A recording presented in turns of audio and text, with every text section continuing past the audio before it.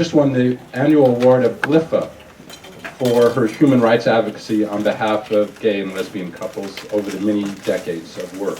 And so I wanted to thank her for that great advocacy. AFSA is very proud of that sort of work when we represent individuals, but often in the course of representing individuals in their various issues they might have with the foreign affairs agencies, new policies come out as a result. And Sharon has been at the forefront of that. So we really are doing this as a way of soliciting your feedback. So I'm going to encourage people to talk. And Matthew and I and Elise and the rest of the board are 1 year into it, a 2-year board tenure. We want to check with you how we're doing, give you some thoughts of what our upcoming programs are, and solicit your feedback. So feel free to raise hands and ask questions. Matthew's going to start us off with a 5-point agenda just to sort of get us started. But feel free to ask questions during the course of the presentation that Matthew and I have, or save it at the end when we ask for your general feedback, as you like. So let's get started. We have, what, an hour and a half? Is that right, Matthew? Great, so let me turn it over to Matthew. Thanks a lot, Bob. And I do want to recognize one of our state reps who joined us here, Humaira Mokhtarzadeh. So we have 2 of our state reps, 2 of our 11. And I think that's actually just a really good place to start, is that earlier this year in April, we went out with a call for interest of those that would like to join the AFSA governing board. We had 4 vacancies at that time, and we had more than 16 people actually respond to that. So we had a really good number of people respond, and we had 4 new members join the governing board here this summer. And I'm happy to report that our governing board, the state representatives, it's a majority woman, and it's also majority minority. It's the most diverse governing board we've ever had. And so that is a testament, I think, of AFSA's commitment to diversity here within the organization, as well as our commitment when we're working with the department across the board. So just to go again, looking at 5 different things today. Talk a little bit about our strategic plan, and then going into some of our advocacy items, what we've done on the Hill and with partners, our outreach this past year. Specifically, we want to focus attention on the meritorious service increase, the issue that resulted from 2013 and what we're doing for 2014, and finally just some upcoming items and events. In your packets, you'll actually have a copy of our strategic plan. And this is a first for the organization. At our offsite last year, we came together. We identified 5 priority areas. You can see those listed on the board or in the packet of information. And these 5 are really guiding the efforts of AFSA, the Union Professional Association, for the next 2 years. What I want to do is not go through all 29 items in all 5 areas, but just highlight a couple of successes in these different groups. So for the first part, good governance. What I really want to talk about here is looking at the type of performance management and the improvements that we've made to the organization. You've seen that our financial management, for the last couple of years, we've had a very strong audit. Again, a clean bill of health. We've improved the overall governance body, not only the election call that we did, but also instituting performance management models and metrics for the staff here at AFSA. The second area, benefits, quality of work life. One of the main things that we've tried to do here is talk to the department about the changing workforce and how people entering the workforce today may have different expectations, maybe looking for different things, and trying to make this a better place, work-life. It's been a big priority, I know, for one of the employee organizations out there, Balancing Act. We've been working very closely with them on some of their initiatives. And what we're very excited about is the opportunity that we have. In June, the President convened a summit on working families, and out of that came a memorandum directing agencies to report back within 120 days what they were doing to improve the work life at their respective departments. And we have, again, identified in the strategic plan different items that we're trying to work with the department to address. And again, a tangible benefit. Just again, what matters to you as employees is the rollout of TSA PreCheck. Again, this is something that we worked with the department on for more than 2 years to ensure that employees with security clearances could be enrolled at no cost in the TSA PreCheck program, allowing them to go through expedited security lines at the airports domestically. The second part of our effort has been to make it easier for you to travel overseas, internationally. And here's where we've asked the department to look at enrollment in global entry for all of our State Department employees, Foreign Service with security clearances. And this is something that we were told at first it couldn't be done. The GSA regulations did not allow it to be done. We've gone back and looked a little closer at that. We think that it can be done. And moreover, we've shown them examples of other departments and agencies that are doing this. Department of Interior and others. We're at a point where we continue to make this pitch, and I think we are making some progress, but we're not there yet. So that's just one example of, again, a tangible benefit of how we're making it easier to travel, transition to post. We've done a lot of work on childcare as well, trying to ensure that we improve the capacity of childcare available, and specifically noting the difficulties of foreign service employment. When you come back from overseas, you may only be here for a year or two. And currently some of the waiting list for the childcare facilities are 2 years. So there's no way that you could possibly be accommodated. And we know this is important to men, women, people that have kids, people that are thinking about having kids, people that are planning to adopt kids. Like, there's just so much more that the department can be doing. And so we prioritize, again, for instance, expansion of childcare at FSI, something that we're working very closely with the administration, Bureau, as well as FSI, as well as HR to accomplish. The next area that has been a big, the next area is career and professional development. Probably the number one thing in this sphere is the identification of career path analysis as a concern for today's foreign service. Half the foreign service joined within the last 10 years. That's a huge increase. And it's contributed to an issue that many of you may have heard about, the pig in the python problem. What does a career look like for someone entering today, or 5 years, or 10 years ago? The old maxim that 1 in 3 foreign service officers would enter the senior foreign service is no longer going to hold. But what will it look like? What will that new ratio look like? And because, again, the Foreign Service Act calls for the development of a career and through up the O1 level, across 20 years, the department has an obligation to tell employees what will their career look like here in the Foreign Service.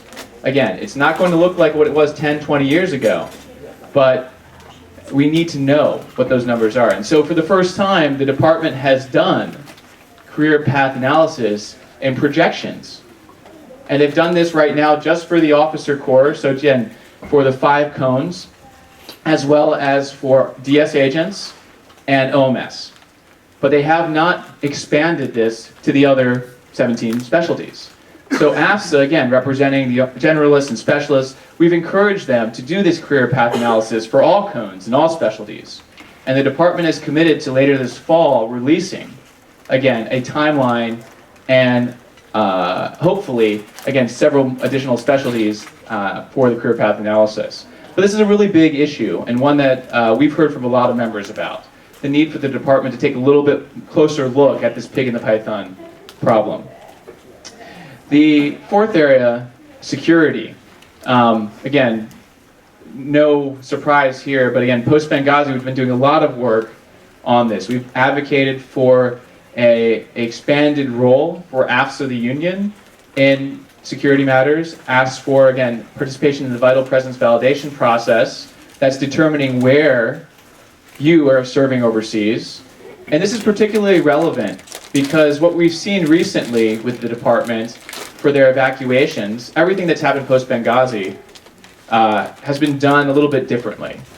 The temporary relocation in Iraq, the opening up of our consulate in Lahore, which is really not open, the relocation from other places across the Middle East. So we're not disputing the need to have a more flexible arrangement But what we're saying is that we need to make sure that we're taking care of the employees when we do that.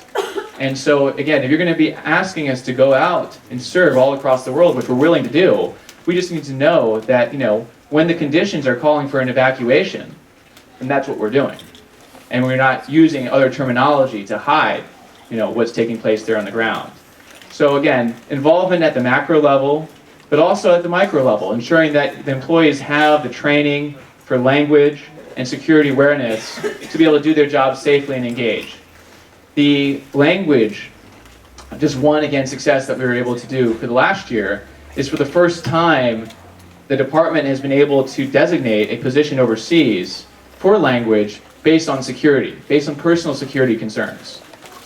Previously, it had always been professional. If you needed the language in your job, then you could get designated.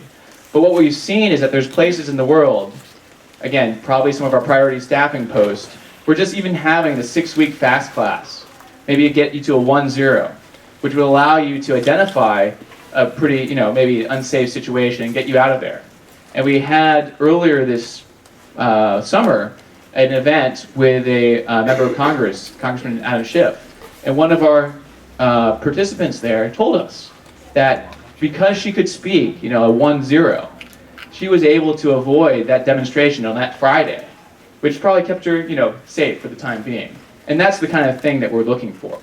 So whether it's on the language side or the security awareness, we're taking a look at the expansion of FACT. I mean, as you know, they've rolled out FACT. It's become a mandatory requirement. We want to ensure that that's meeting your needs, keeping you safe overseas.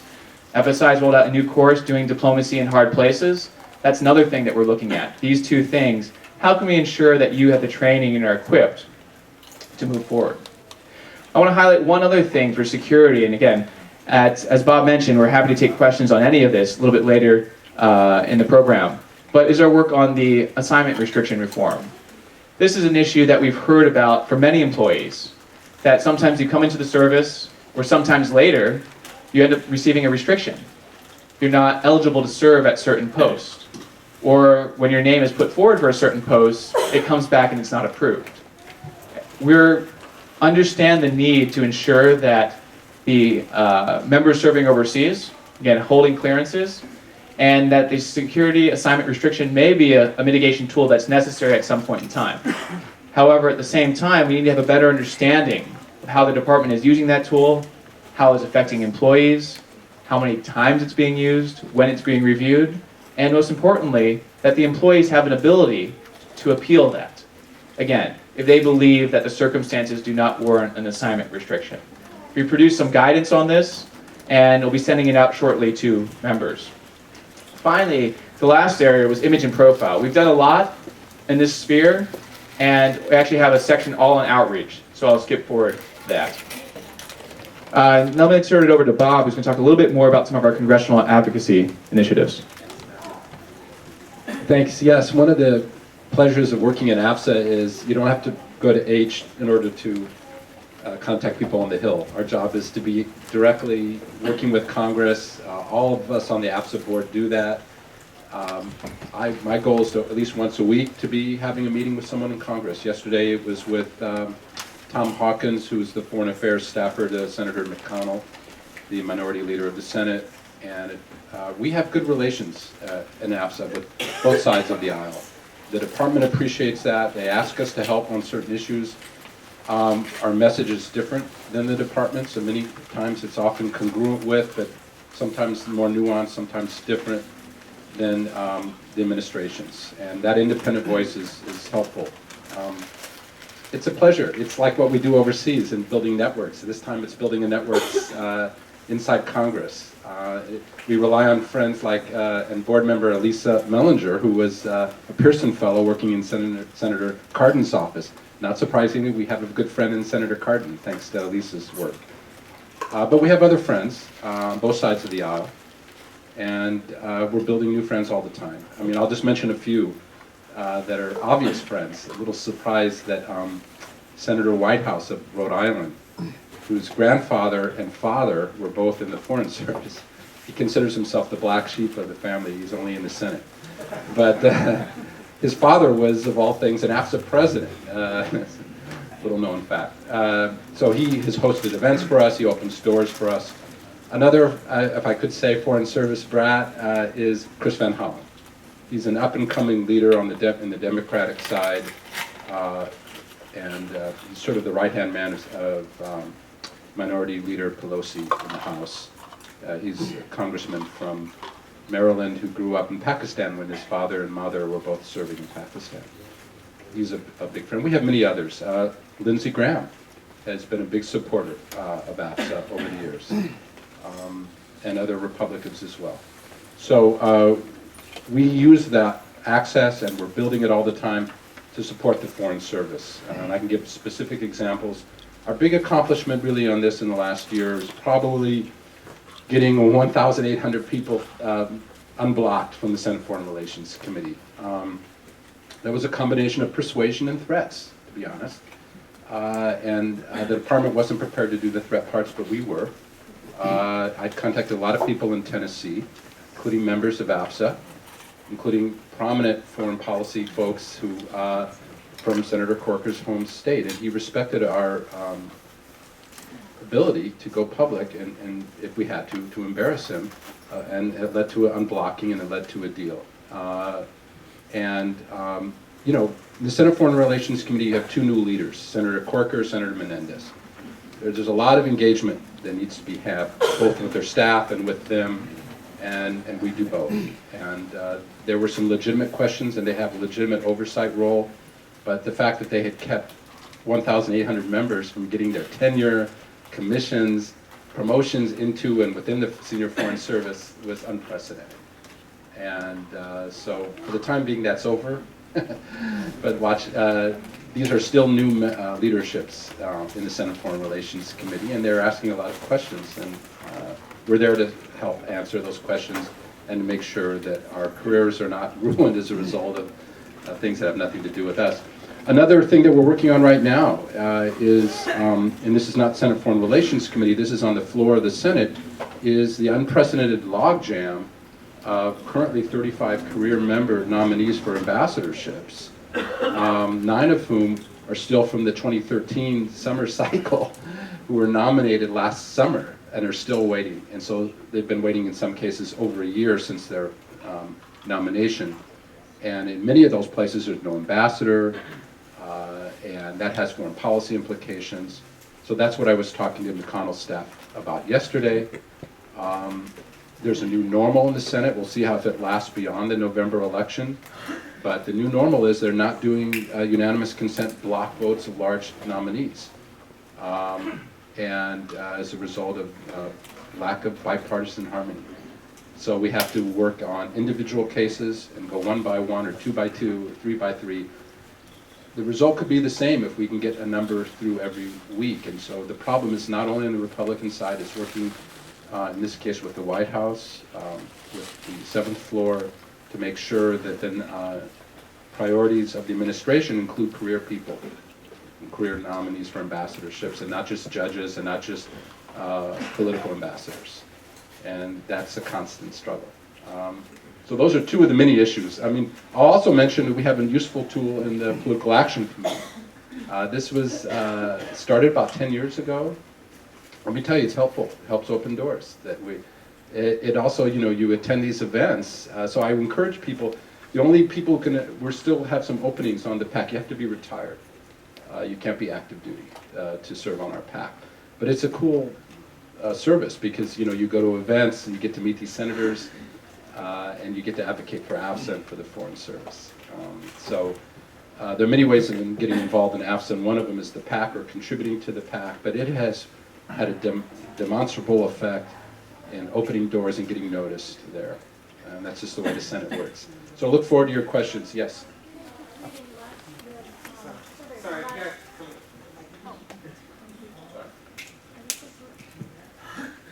I was just reading your survey from last year of some of the congressional staffers and what they know and don't know about us, and it was kind of appalling in many ways. But what is AFSA doing about it? What kind of a response are you getting from the department? What kinds of options do individuals have? I mean, there was one suggestion, you know, have the FSOs drop in on their local congressman and that's not something that we're necessarily encouraged to do, but, you know, that's within our rights, what kind of, so just in general, how is that going forward? Thank you. A great question. A year and a half ago or so, we commissioned a study of what congressional staff really think about the Foreign Service, and it's on the web. And it's not very good news for us. They need a lot more contact. There's a lot of basic information. They don't know what the Foreign Service is. And that's not going to change. I mean, let's just speculate for a minute that, as many of pollsters are showing, that there will be new leadership in the Senate. There'll be many people chairing committees that have no contact. They're doing, you know, we all complain, of course, when we're in the field a bit about codels, but there are a lot few codels than there used to be. And codels are a way that the Senate and their staff have traditionally understood what the Foreign Service does because they rely on those people overseas. So Senator Corwin from Texas may become the Senate Majority Leader. Maybe. That's one of that person has very little contact, has traveled very little overseas. McConnell has traveled quite a bit overseas and has formally chaired the Foreign Ops Subcommittee of the Appropriations Committee. And despite all the problems we might have with him, he understands the Foreign Service. And so it's a constant education.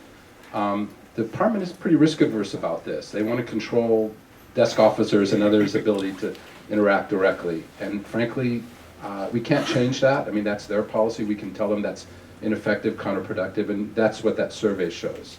That they don't understand much about the Foreign Service. They're laboring under a lot of, you know, old-time assumptions about, you know, striped pants people that only attend cocktail parties. We come off to them as know-it-alls, as supercilious people, unlike the military, you know, who are, you know, people in their hometowns and people that they know are good patriots. And, I mean, they're assuming we're doing good work, or they know that, or they think we're secretive, that we're not sharing information with them because we're not in touch with them. They want to know more about. They think that we have all these information that we're withholding from them, that they need to do their jobs. So there's a lot of outreach. The way to change that picture is outreach, and AFSA is part of that. I mean, we've been, I think, really upping that, those contacts. We now have a advocacy day, which was the first ever in February, and we did that for the board. So we had 20-some meetings with, Javier, raise your hand. Here's our advocacy director right here, Javier. We arranged 20-some meetings with various congressional offices, and it was the first ever was open to our 29-member board. And I think in coming years we'll open it broad to members to participate in these advocacy days. It was a very successful education. We had common talking points that we gave people to address, issues like overseas comparability pay. People are aware of that issue, for instance, I'm assuming, where, you know, if you go overseas, you take a pay cut to your base pay if you're not in the senior foreign service. We raise issues like that, but also policy issues that they know that resonate with Congress. We've had 2 Hill receptions for the first time ever in the past year. Those were widely attended. We found out, surprised, that if you offer drinks and food, at the end of the day, you get a lot of congressional staff coming, and you do it in the right office, so it's down the hall from them. So we had Senator Cardin, we had Senator Whitehouse, we had Congressman Engel from the House Foreign Affairs Committee. We had a bunch of others attend our house and give talks about the Foreign Service to a big room full of staff. We had one in October, and we had one in the spring and March. And the one in March was all about the role of women in the Foreign Service, and we had speakers like current dean at FSI, Barbara Stevenson, talking about her experiences. She's a great speaker. So those are effective ways. We're doing more. I mean, and also just the one-on-one meetings. So yeah, I think you should talk to your hometown congressman. That's what the military does. Anyway, I could go on and on about it. But yes, do more of it and work with AFSA on it, because we're going to be opening up more of our meetings, venues, and stuff to members, not just board members. Any other questions, or should we move on? Just so everyone's aware, this presentation will be available online afterwards. And so the first item right there, it's underlined priority items. And these are the talking points that we actually use when we go up to the Hill. So those 3 items that, you know, Bob mentioned: overseas comparability pay, career and professional development, security. You can go up there. When you go, again, on your own time, Hatch Act, you can't do it while you're on government, you know, payroll. But if you take leave, you could go up to the Hill and talk to your member of Congress, use the talking points. Feel free to talk to our advocacy team before you do that. It could be to find out what our relationship with that person is.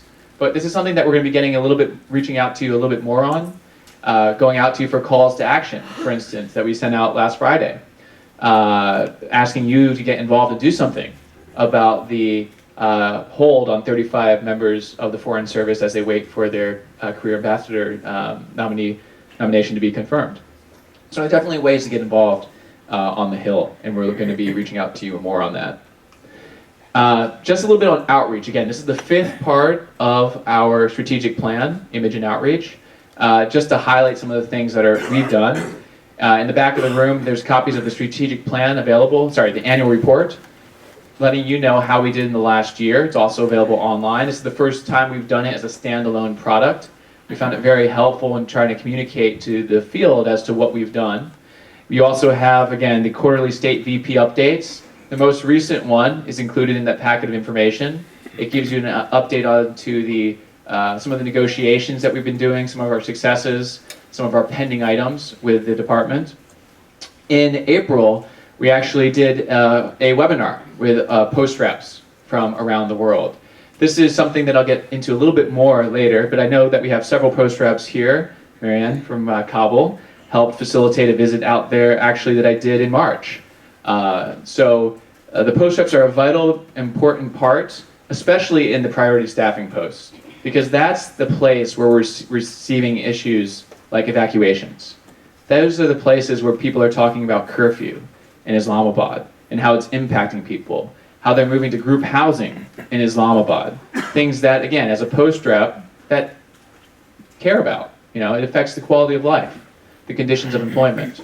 So for those of you that are going back overseas, I encourage you to think about becoming a post rep. And again, for those post reps that are out there, take a look at the training materials online if you haven't already. This will be released shortly, the third-party member survey. So one of the things in our strategic plan was to do a professional outside survey of membership to find out what are your thoughts, what are your ideas for the organization? How are we doing? Are these the right priorities? Do you have other thoughts and ideas on security? Again, the survey will be going out shortly, be available for the next couple of weeks or so through September, and it's really your opportunity. So we hope to have a large participation rate in this. Some of the events that we've done, and I do want to acknowledge one of our board members, or a former board member, Lillian Wall-Tucko there in the back, who served on the board through this summer and also on last term's board as well. But she was the chair of our 90th anniversary committee. And we had a gala event in May celebrating 90 years of the Foreign Service and 90 years of AFSA. This event, again, done with Secretary Kerry on the 8th floor there, had former Secretary Powell and other notables, emceed with Andrea Mitchell. It was a great event. And again, marking 90 years of the Foreign Service. It's a theme that we've carried out into our publication, the Foreign Service Journal. Our communications director, Kristen Fernankes, has done an excellent job of making this year the year of 90. And we have other events coming up this fall as well. Obviously, there's annual events that we do every year. The Foreign Affairs Day, May 2nd, the plaque. Again, this is your plaque. This is AFSA's plaque on the C Street entrance. And it's something that, whether it's Vice President Biden, whether it's Deputy Secretary Higginbottom, USAID Administrator Shaw, these are people that are coming to honor and pay respects to our members of our family. And it's an important part of the legacy that we keep alive, that you help support here at AFSA. The awards ceremony in June. This year was unprecedented. Again, for the first time, we've had all of the 4 Dissent Awards were presented. If you look on the wall here, you can see the past winners. I don't know if this year's winners are up there yet, but it was, again, the Deputy Secretary was there. The Secretary took pictures with the award winners, acknowledging the importance of dissent, acknowledging the importance of AFSA in recognizing and supporting dissent within the Foreign Service. I want to take the next 2 minutes or so to get into an issue, meritorious service increases. You can see the cable is within your packet of information about this item. In short, in 2013, the department decided not to pay out the meritorious service increases. This is something that it has done for the last 30 years or so. As part of the Foreign Service Act of 1980, selection boards were authorized to judge performance and potential, and those boards have made recommendations for promotion. Those boards have also made recommendations for meritorious service increases. So the way this works is, again, the secretary has the authority to give out these meritorious service increases, and that authority has been invested in the selection boards. And AFSA and the department have an agreement as to how the board should conduct their work, how they should identify people for the meritorious service increase. We went back and looked at the past 30 plus years, and it's changed over time. At points in time, the department and AFSA agreed that the department could individually select, it could individually deny, it could identify people by group, it could say the top 10%, and it's been in different ways, but it was always the boards identifying, subject to the department and AFSA's agreement as to those instructions. So AFSA and the department negotiated instructions in 2013 that stated that unless the awards were prohibited by external agency, so Office of Management and Budget, OPM, unless the department did not have a budget, because at that point in time, remember, we were going through sequestration, there's threat of government shutdown, but if there was no prohibiting policy, if the department had an appropriation, then the department was committed to paying out these awards. And they affect 554 of our colleagues. 554 people received a meritorious service increase by the board, never received the money. This is one-time impact, about $3,000, but again, it's continuing because it's a step increase, and it goes into effect your pension as well. So this is the reason why AFSA, on behalf of the 554, went to the department and filed a grievance saying that you are violating the negotiated agreement that we had on meritorious service increases. It's known as the procedural precepts, for those that are interested and want to read it themselves. The department denied our grievance, and so we took it to the Foreign Service Grievance Board for a decision. And as the cable states, we filed that appeal to the Foreign Service Grievance Board, and now we're waiting for a decision. This is all for 2013. What we're concerned about is what we've heard about for 2014. So again, 2014, we renegotiated the procedural precepts. We have language that instructs the department that they will implement all recommendations of the selection boards. And now the department's saying, well, maybe we don't want to. And we're saying, well, your agreement requires you to. This is not a discretionary item. So this is very important, I think, that everyone understands that we're not just talking about what happens to 2013. We're talking about the idea that the selection boards, constituted by your peers, are the most appropriate people to be recommending those that should get meritorious service increases. And again, a practice that goes back all the way to the Foreign Service Act of 1980. So happy to take some more questions on this at the end, but I do want to just lay it out to you because this is the first time in almost a decade that AFSA has had to file an implementation dispute. It is very, very rare, but we believe it's important on behalf of the 554, but on behalf of the entire Foreign Service and the meritorious service increase. Leave you with a couple of upcoming items, and then we can talk about any questions that you have. So these are some of the items that we'll be working with the department on over the next year. As I mentioned, we have the work-life report coming out of the White House Summit on working families. We've been looking at, and we'll be looking more at the idea of the Overseas Development Program and conversions in the Foreign Service. We're concerned because every time a person converts into the Foreign Service, that means one more person there competing for promotion. And so it may have an impact on the people that are already in the service, and there may not necessarily be a deficit. If there's a deficit, then we can understand why we want to enable conversions. But otherwise, in non-deficit situations, there needs to be an extraordinary need for having people come into the service at different levels. Now, conversions is different than skill code change. Skill code change, someone's already in the Foreign Service, Maybe they came in a certain specialty. Maybe they came in a certain cone and they want to change. They came in a specialty and they want to change to another specialty. However, conversions from outside the Foreign Service are something that we're taking a little bit closer look at to ensure that it's not disadvantaging anyone that currently is in, given this problem with the pig and the python that we've heard about, what it's going to mean for people moving forward. We have the priority staffing post. I know probably most of you in the room have served at a priority staffing post or are contemplating going out there. We have the whole incentive package that, again, part of which is subject to negotiation with AFSA. That is the linked assignment. We've heard from many people out there that, some people say that the links are distorting the assignment process overall.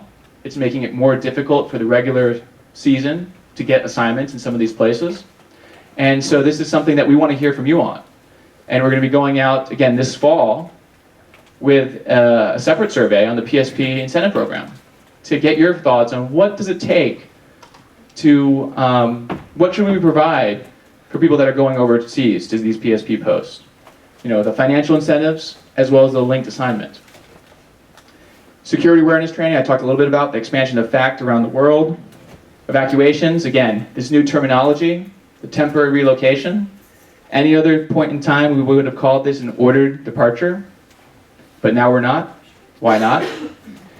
There may be a need for another kind of framework, another category, but we want to make sure we're consistent, and again, that the employees are treated fairly throughout all of this. No one's questioning your dedication to service and the willingness to go there. We want to ensure that the department is treating everyone the same when we go through these procedures. And finally, one thing that we hope to have launched next year will be a new online module at FSI, talking a little bit more about labor management relations. What is a union? What is a professional association? What are we doing on your behalf? How do we do negotiations? These are things that I've been involved with AFSA on the board for about 3 years now. These are things that were new to me when I came to the organization. And we think it's important for you as members, you as perhaps going to manage people overseas, that you're aware and familiar with all the rights and responsibilities of the union, of the employees, and of the department. So stay tuned for that course early next year. Finally, how can you get involved? Again, I already talked a little bit about getting involved in the governing board with, in this summer we had 4 people join.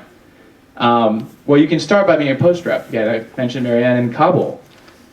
We have opportunities at all of our posts overseas, and if you look at our listing online, you'll see that many of them are vacant right now. So we're going to have a renewed effort this fall to go out there to ensure that we have, at least at our priority staffing post, high threat post, all of these posts covered with post reps, because that's where we're seeing a lot of these issues. Finally, there's the committees, as Bob mentioned. We have the Political Action Committee here. We have the Professionalism and Ethics Committee. We have the FSJ Editorial Board. I'm looking at one of the members here. So there's many opportunities here in DC to get involved. And finally, again, not too far away, but next year we have the elections. So to become a member of the governing board itself, Bob and I are serving full-time right now. These are full-time positions. We're detailed from the service to AFSA. Our state reps are serving ancillary, in addition to their normal, regular responsibilities. So just a couple of the ways that you can get involved. Finally, don't forget, we're having a happy hour. It's back to school for all of these with kids. And we're also having a back to school happy hour. This is something that one of our governing board members, Nancy Rios Brooks, started last year. She said, hey, why don't we have something, get a little something social here at AFSA so that people can come by and meet and just see each other informally. So with that, I just want to leave you with some of our contact information, but really open it up to you for questions. What's on your mind? What do you want to know? What do you want to suggest? What can we tell you a little bit more about? Ruth. And there are more seats up here in the front if anyone wants to sit down. Could you give us an update on overseas comparability pay? I understand it's only renewed by Congress 2 years at a time. So overseas comparability pay, For retirement. it is one of the top 3 items for our priority, and priority items for the Hill. And essentially, this is something that AFSA's worked on for more than a decade now to ensure that when you go overseas, that you would receive Washington locality pay.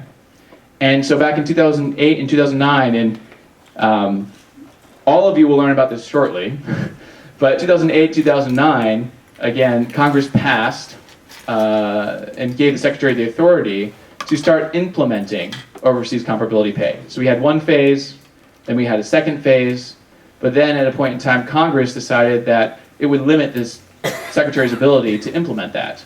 Every year since, the department has continued to ask for a permanent authorization and continue to support permanent authorization because the Secretary needs the congressional approval, the authorization, to implement this. They also need to have the funding as well, but first they need to have the authorization. So it's been done on an annual basis because, again, the state authorization has not passed Congress, both houses, for several years. So it's been including it as an appropriation measure. Jump in on that one, if I could, because overseas comparability pay is a great example of the need for congressional outreach. To get the final tranche, the final third, we will need congressional authorization. And in Congress, this looks like a pay increase. And so they'll ask, well, why would we possibly want to do a pay increase at a time when we, for instance, congressional staffers our pay has been frozen for X number of years. So we have to educate people. It's not a pay increase, it's correcting a pay anomaly. The Foreign Service is the only part of the federal government that doesn't get locality pay because we're in no specific US locality. We're overseas, when you move overseas. And you have to explain that to them. There's actually a study out there that is not helpful to us by the Congressional Budget Office that explains that, well, the Foreign Service has other benefits, housing, et cetera, that make up for this pay anomaly. So we have points to rebut that Congressional Budget Office study. So I just want to emphasize how hard of a uphill this is. But it's a top priority. We raise it. It's an appropriations ask. It's our main appropriation ask. But to get the final third, it will take authorization. There hasn't been a State Department authorization bill since 2003, over 10 years. But this is a top priority. We're talking to Heather Higginbottom about it on Friday. Tomorrow. And we want the administration on board to make it part of their authorization request. It has not been up till now, to be honest. You're right, they do it in an annual rollover. It's not even mentioning overseas comparability pay, it's just a rollover. But it's a rollover of the 2/3, not of the full amount. So now we want to get the full amount.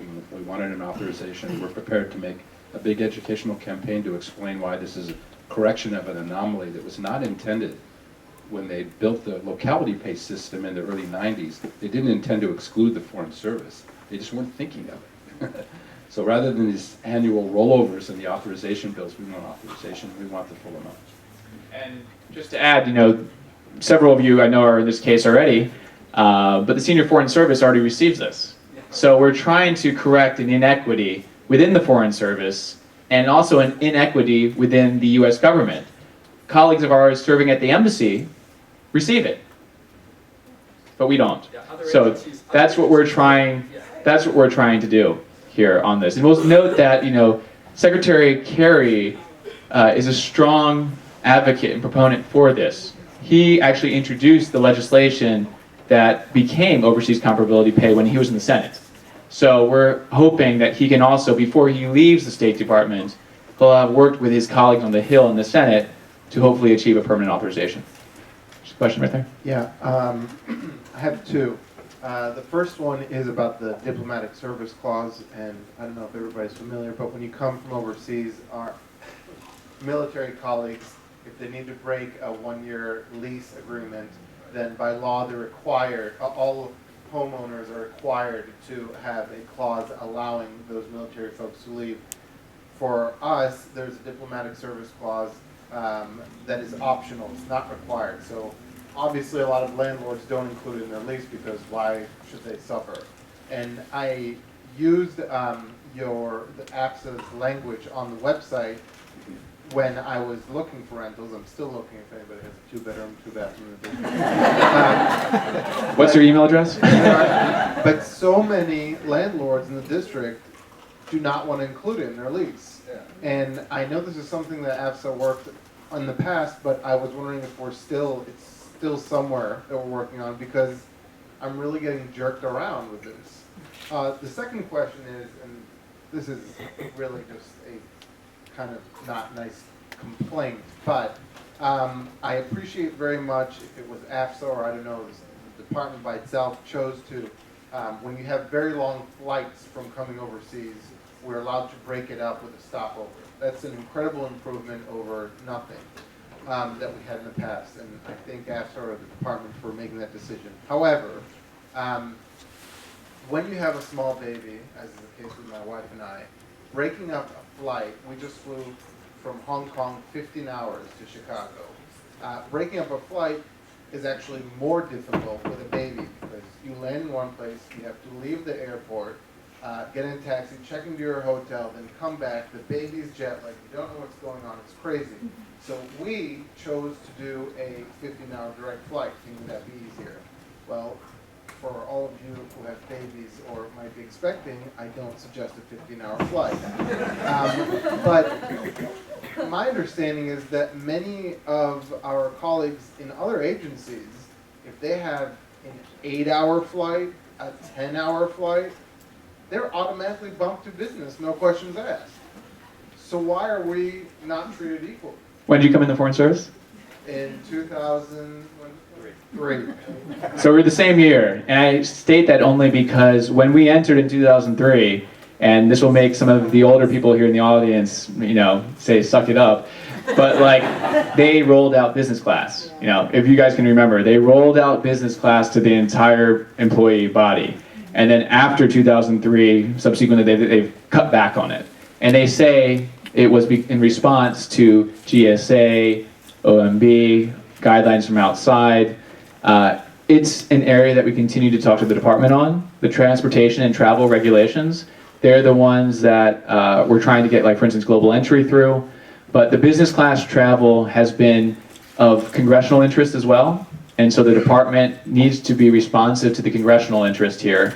So I can say that we're continuing to press forward on it, but there are some congressional limitations here, although we think that the department has perhaps more discretion and more ability to do things than it is right now. But so those congressional limitations don't apply to other agencies where our colleagues fly 8 hours and they get business class upgrade? So again, we'd have to look into the specifics, and are happy to do that, but they do. They're government-wide. Now, there's people that that have other type of regulations, but yes, they're government-wide that the department is abiding by. On your first point, the diplomatic clause, again, I want to make a plug for our one of our labor management staff, our senior labor management advisor, James York. Many of you probably know him throughout the years. He's in the GAL, and he is probably the one that maybe worked with you on your clause or getting the language. We have language, standard language, but it is something that is, again, it's a private transaction. It's between you and the landlord. And so it's, again, a test of your own diplomatic negotiation and persuasion skills to get them in there. I can tell you that I was looking at an apartment in DC, he wouldn't honor it, he wouldn't put it in there. So we are looking at other ways of addressing that, but probably the most important thing that we're doing on rentals, on housing, on residency right now, for DC at least, is ensuring that people that are temporarily in DC are not considered then full-time DC residents, and then subject to that taxation. Because we've actually had several people, because of the zip codes attached to their address, the DC thinks that they're residents, and so they apply the income tax to them. And so that's something that we're trying to address with DC and Virginia. But the item, how can we make it easier for people to transition back? It's something that we're always looking at, so happy to chat with you more offline about some suggestions that you have. Yes, maybe two back. We can pass the mic two back. Hi. Thank you very much for hosting this, first of all. Is it on?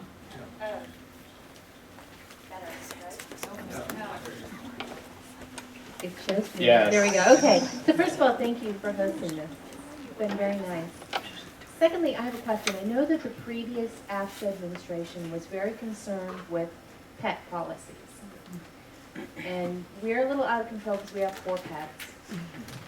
We're going to cost construct, but even so, because I'm entry level, we're going to be several $1,000s out of pocket to get our furry children to the next house. And I was wondering whether this AFSA administration is also looking at that. It seems the airlines are so ridiculously dysfunctional in this that I'll be happy to go into details with you separately. I don't want to bore anybody, but because of the way that the tickets would have to have been booked, our tickets would have gone from about $500 that state covers to over $2,000 per person. So, and then in addition, state seems to, if not be actively hostile, at least not consider the pets at all, because, for example, the city contract pair for my next post is through London. You can't transit pets through London, so immediately you're in cost constraint. Question about pet policy. And I can say that having bridged the two AFSA governing boards, that Bob and I are as committed to this issue as our last board was. And we were able, through your help, like when we went for a call to action last board, say, hey, tell us your pet stories. We got thousands of responses very, very quickly. Yeah. And they were, they're incredibly important and able to convince United to change some of their policies. It's a conversation that we're continuing right now. And we've had instances where it appeared that they were not honoring that agreement. And so when that took place, we've engaged on an individual level. And that's something that we can have. If you have if anyone has a question on an individual basis, feel free, afsa@state.gov. That email goes in. It'll be distributed out to staff to take a look at the question and figure out how we can assist you. But the new contract, city pair, what's it called? City pair fairs, were released, and I think there's an all-DAC coming out, or it's already gone out. And if there are problems with the individual routings, like that's something that we want to know, and so that we can then engage with transportation to figure out how we can best address some of these issues. So we're committed to the same, to honoring that from the last board, and we want to hear your suggestions about individual routings as well. There's a question over here. Yes.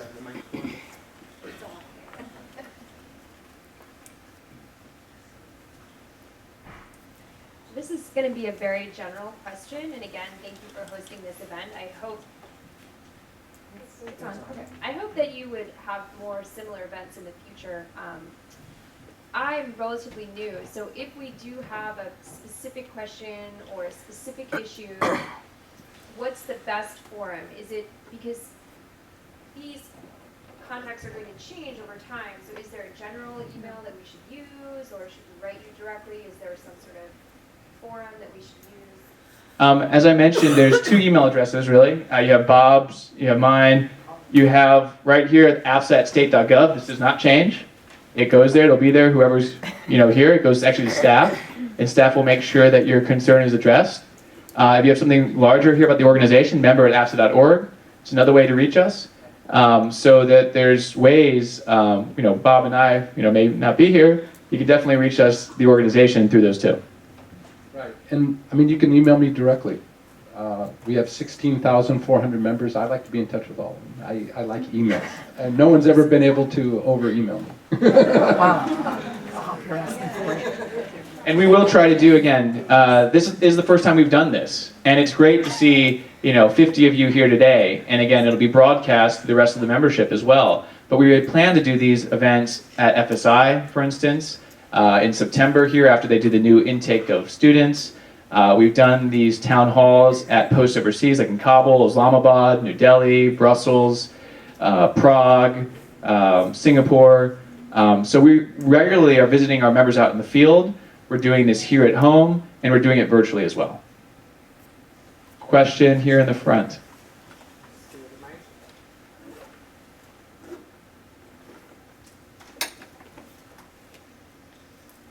Hello?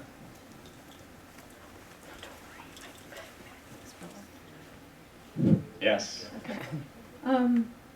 My name is Carol Volk. We've been in touch on some certain issues.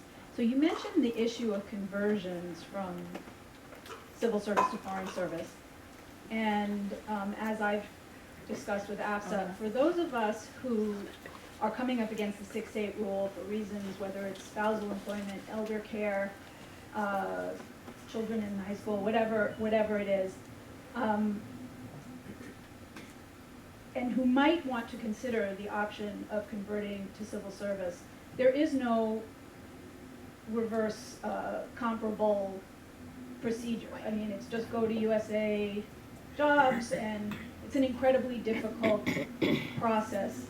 And I wonder why that, it just seems an imbalance that there should be a mechanism to go from civil service to foreign service. On top of which, as I discovered, this incredible discrepancy when it comes to pension or annuity, because if you know, as we know, as foreign service, we're getting 1.7% of our high three as when we retire. As civil service, you're getting 1%. If you convert from foreign service to civil service before 20 years, you lose all your 1.7%. Whereas if you convert from civil service to foreign service and spend 5 years in the foreign service, all of your years of civil service up to 20 move to 1.7. So there's just a bunch of issues there. So Carol, question regarding conversion and also whether there could be a mechanism for the foreign service to convert to the civil service. And I think this is something that there are many of our colleagues that have done this. We know about that. And perhaps there are ways to make this a little bit easier. And so that's something that we are, worth exploring here as part of that conversation. The retirement system that you mentioned, yes, I mean, we're very lucky and actually under benefits in our strategic plan, protecting our retirement system is at the top of that list. You are all very grateful of having a system in which you can retire with a pension after 20 years and 50 years of age. You can actually be under 20 in certain circumstances if you open up your window and you're not selected. But it's an amazing benefit that at this time we would never get again on the Hill today. And so we're very, very concerned about protecting and ensuring that you receive the same pension that you came in when, but also that the people that are entering the service also continue to have a pension as well. People that entered this year are having to put more money into the retirement than the previous classes. And it's because of, again, congressional legislation, but it impacts everyone that's entering the foreign service now. They're paying more into it. So it's something that, yes, there are inequities in the system. Well, not inequities. I would say this. There are two different personnel systems. And so we have to think about them as such. Rank in person, up or out, competitive promotions, the need to be transitory. All of these things are integral to the foreign service. And so that's why when we talk to the department, it's not about, foreign service this, civil service that. It's that we have two distinct personnel systems. And we need to ensure that we're addressing the needs of employees in both systems. Carol touched on a real sensitive issue, and we're all friends here. We can talk about the conversion from civil service to foreign service. I hear you on the other side too. I've heard this before. Maybe one of the quids is to make that process easier. So we're looking at that. But the issue that I've addressed in my first year here with Matthew is the sometimes it happens that a civil servant who's been a long-serving member of a bureau wants to get a DAS job or an office director or a deputy office director. That's a foreign service position, and they seek to get it converted over to civil service. So we block those when we can, and I can tell you, but we don't make a big deal about that. I mean, most of the time, civil service, these are career professionals like us. We're on the same side of most issues. We worked very well with AFSA, which is the Civil Service Union. We team up with them to get things done together because we see civil service colleagues in all of our jobs, even overseas now in some of them, and it's a very collegial, and we want to keep it that way. But there are zero-sum things like when they seek to take a foreign service position and convert it over, because then it becomes civil service forever, and that's another position that the foreign service person can't bid on in the future. And so we don't make a big deal about it. You won't read about it, but at the end of the day, the DG has to approve or not approve that. And that's where we weigh in, or sometimes even before it gets to the DG, we stop it. And we're sorry, sometimes they're very qualified civil service people, but then they can join the foreign service and get that job. And it's not, again, because we're trying to block any one individual, and I would even say, block is a very strong word, but what's really important is that in the foreign service, again, your promotion opportunities are determined by the number of foreign service positions. And so if you permanently convert a O1 OC office director, the foreign service has lost one job. It's lost one promotion opportunity. And this is why it's so important that when you're in positions of responsibility, think about these things. When someone proposes converting a position that you manage or you have input into, that's going to have a system-wide impact. And that's the things that we're trying to think about. Like, how can we ensure that the Foreign Service personnel system and the Civil Service personnel system are both supported, reinforced, and promoted? In the back, I think, Lily. Thanks, Matt. I actually have laryngitis, so this is going to be ugly. But I'd still like to ask my question. You and Bob and the board has done a lot on a number of work-life balance issues, as you mentioned earlier. I'd like you, if you could share a little more about an issue that is the bane of any parent's existence, childcare in DC, and the good work you're doing and what you'd like to see moving forward, both at FSI, where a lot of, we're hearing grumblings from orientation classes that can't have students start because they don't have daycare, to the usual normal FSOs that have been in, that can't get a spot. And also any things you're working on regarding pregnancy and the medevac process, and how it feels like every time you're pregnant in the Foreign Service, it's the first time that you're Eve, basically. So if you could just share the good work you're doing, because I don't think everyone knows. Thank you. So thanks, Lily. And I will just say that, childcare, which I talked a little bit about earlier, is, again, one of the things that we are trying to make easier for you. We went out earlier this year with a call for input, and many of you sent in your childcare stories, or shall I say horror stories, and those were very useful in going to management and saying, listen, hey, we need to have something in place that addresses our transient population. We need to have dedicated spots available, not just at FSI, but also here at the SA1 and SA17 childcare facilities. We need to have waiting lists that treat everyone equally, whether it's your first child or whether it's your fourth child. Right now there's a disparity in how people are treated. And so we want to ensure that, again, the child care system addresses the transient nature of the Foreign Service.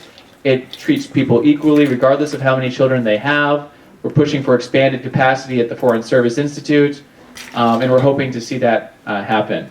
Parental leave, this is something that we're able to partner, again, with Balancing Act, with Executive Women at State, with GLIFA. We had a quad-party letter to the Deputy Secretary, Heather Higginbottom, to look into this issue.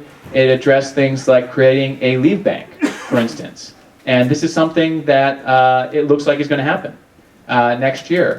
It's going to take some time to implement and automate. And so the first go around may, be a beta or a beta, but it's happening. So again, that's the type of thing that we're trying to do, parental leave bank. Trying to make it easier for evacuations, for people to accompany, for instance. But these are all things that, again, are very important for that work-life item of our strategic plan. Question here, I think we have time for maybe 5 more. Actually, in the way in the back, if we can. Thank you. That's okay. This is just a comment about what you said about the conversions from civil service to foreign service, or foreign service to civil service being permanent jobs. And I'd like to give a shout out on that point to the OIG. When OIG inspected EB last year, they said that 75% of our positions, even 10 years ago, were foreign service, and now only 51% are in the Economic Bureau. And they recommended that the new positions that we were getting be foreign service, and so we do have new positions coming in, and they are foreign service. So yay OIG on that one. OIG can be a very good partner in some of these things and trying to highlight. And again, it's because of the flow-through on careers, why it isn't so important that they have opportunities at all levels of the organization. Since you mentioned EB, AFSA is really happy that the new PDAS there is a foreign service position that didn't happen by miraculous. Good job. Yes, here, and then I promise we'll go to the very back there too. You've had your hand up for some time. Hi, thank you again for hosting the event. I was wondering if you could talk a little bit about vouchers and the timeliness of reimbursement. I know I have recently had a few situations, and it's taken over 6 months to get reimbursed for about $23,000 from the State Department. And in any other kind of organization, they would pay me interest or they would expect me to pay interest if I owed that kind of money. However, on returning the money to me, I have not received any kind of interest, and in fact, it's just taken a very long time. So the question is, again, without getting into your personal situation, we encourage you to talk to our staff about this, because then we can get actually into what happened, what recourse you have, etc. I can tell you that we are looking to improve Charleston's processing of some of these things. We're going down there a little bit later this fall to go into some of these details. But on your individual case, I would definitely say, please reach out to AFSA@state.gov, send us the details, and we'll have one of the staff contact you. Well, the thing is, I don't think it's an individual case, because in a few of these countries, they told me that it takes on average 6 months to receive reimbursement. And where there's systemic problems, that's where we're also happy to address, but we need to know about that from post. And then what we can do is you can let us know, hey, these are the posts. We'll reach out to our post reps. We'll have them engage with management. We had something actually in Kabul, if I remember correctly, regarding M&IE. And that's where we were able to work through the post rep there to help bring resolution to some of those cases. But so whether it's on an individual basis or actually, whether you know a post, please let us know, write in, and we'll make sure we're engaging with the post rep there. In the back. Hello? Hi. Is it working? Please don't turn the microphone off. No. That's it. Yes. Okay, so I wanted to ask about DS and the whole foreign national cohabitation and marriage situation. So I know that you have been doing some outreach, I think in April, but I haven't heard the results. As you know, many employees are extremely adversely impacted by the delay in providing permission to marry, cohabitate or marry with foreign nationals. Obviously, since you wrote a letter on this topic to DS, you're more than aware that people never receive notice or receive notice after a year or years. It's totally arbitrary. There's no appeal mechanism for security clearances, and they can sit on a case for years. You're all familiar with this, of course, but I'm wondering what is the current status of your outreach on this with DS? So again, the question about our work with DS on assignment restrictions, also on cohabitation, on intent to marry, review of security clearances. For a long time, this has been an area of interest for AFSA. I will say for this board, we've taken maybe an even closer look at the issues of assignment restrictions and trying to first, starting this off very rationally, say, hey, department, let us know how many people actually are impacted by an assignment restriction preclusion. What ethnicity or national origin do they have?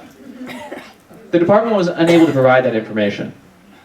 And this was real problematic, because unless you can identify how many people are impacted, you don't know whether or not there's a problem. Now, we've heard anecdotally, and actually several people that have come to AFSA for assistance on an individual basis, as well as working with the Asian American Foreign Affairs Association, AFA, with Tom, that this is a problem that really does impact employees here.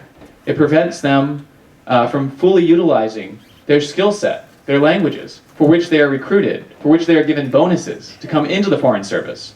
So I think HR, and we heard this from the Acting Director General, Hans Clem, he's aware of this issue, he's aware of the problem. Unfortunately, he doesn't control it. It's within DS. And so here, we're working with DS, we're working with the Undersecretary, we're also working with others outside the building. We know that the EEOC has taken an interest in this. We know that people on the Hill, the Senate Foreign Relations Committee, is interested in this very issue.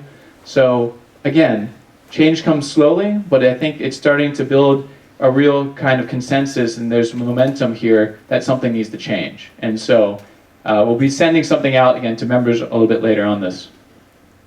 Yeah, absolutely. Let me just add on about the issue that you raised on about permission to marry and foreign national. And you raised a very good point, which lack of an appeal mechanism. And AFSA starts out, I think it's wise to start out seeking the common ground with DS. We all agree on the threat-based security system. We support it. We all are on board that. But some of the individual decisions, they're made by human beings. And therefore there's a ability to, commit errors from time to time, and there needs to be an appeal mechanism for whatever process they have, whether it's the pass-through system on assignments, or overall restrictions from serving in certain countries, whether it's, mistakes made on permission to marriage. These are judgment calls made by human beings, and there needs to be an appeal process. And you should contact our lawyers if you have specific concerns, which we'll look through. Which the lawyers will look through, I should say. Yes. I think many of your members are retirees, and many of those retirees are WAE employees. My question is, does AFSA offer any kind of counseling or recourse or even grievance support for arbitrary dismissals or being dropped from roles, WAE roles? What is your role in situations like that if you're satisfied that a good case can be made for either capriciousness, arbitrariness, or something of that sort? So he's not here today because this is a little bit more focused on active duty state employees right here, but we have a vice president for retiree issues, Larry Cohen, and he has been very vigorous about improving the WAE system. We actually have 2 people on staff that are also looking at retiree issues as well, counselors, for any type of assistance with the process. Matt Sumrock, Todd Thurwachter, both of them are here on AFSA staff to help individuals. So I encourage you to, if you haven't already been in contact with them, to reach out to both the AFSA staff as well as the AFSA retiree vice president, Larry Cohen, for a little bit more on that issue. Follow up. Have you ever had a case like involving an AFSA member WAE dismissal? And have you taken it anywhere? So I would have to, without getting into the individual specifics of cases, I think we can say that, the determination, you have to look at it like this, for the assignments process, AFSA does not get involved and cannot get involved and state that, the department should have chosen this person over this person for the assignments. Now, we agree to the overall assignment procedures, and we can, people may be able to agree with that if there's been a violation of procedure, but not for the actual determination. So whether on a WAE, whether that contract was not renewed, whether that person was passed over, whether that person, wasn't given as many hours, that's something that we really have to look into on an individual basis to determine whether or not there's any type of recourse that you have. But for that, I would say please get in touch with a individual staff member. Roberta? Regarding this year's MSIs, do you know if the number of MSIs this year will be comparable to the number of last year? The question about MSIs, meritorious service increases. The procedural precepts provide for the selection boards to identify up to 10% of those that have been recommended for promotion, but for which there are no opportunities for an MSI. And the department, again, according to the procedural precepts, is obligated to pay out all of those MSIs that have been recommended. That is in the negotiated agreement. Now, we are right now in the midst of an implementation dispute with the department because it has failed to honor the 2013 agreement. Whether they will honor the 2014 agreement, that is something that we will have to see, because the department has given an indication that it may not.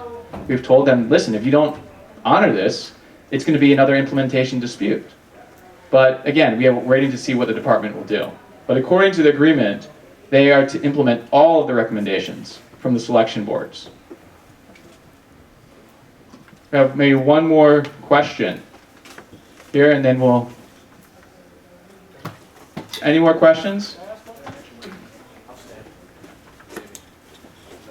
While we're getting the question, I want to just also addressing Roberta's thing.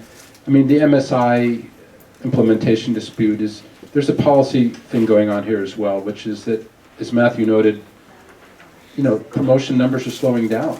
And therefore, those people who are recommended for promotion, but the numbers don't exist, the so-called bridesmaids, MSIs, that's an increasingly important thing. So if the department is trying to get rid of that, which is what we're concerned about, which is why we filed this dispute, we want to push back against that, whether it's for 2013 or going forward.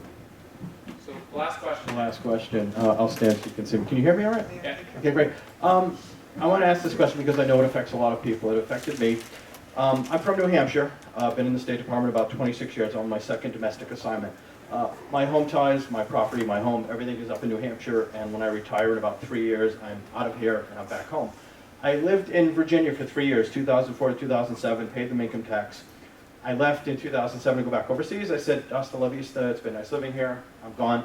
I vote in New Hampshire, all my ties, everything's there. When it came time to come back here after 6 years, I was looking at options of where to live. And I hear these horror stories about Virginia, if you move back and they'll come after you. So I sought guidance on how I could find out if I would be in that boat. Talked to AFSA, really didn't get a lot of information. Finally got some word out of Virginia that if I came back after 6 years, even though I don't vote there, I haven't lived there, everything is New Hampshire, that they would probably come after me for 6 years of back taxes. Because they said, well, if you come back, you didn't intend to abandon us, even though everything points north. A lot of people are in this boat. I ended up buying a house in Maryland to live at till I retire, then I'll sell that and move up.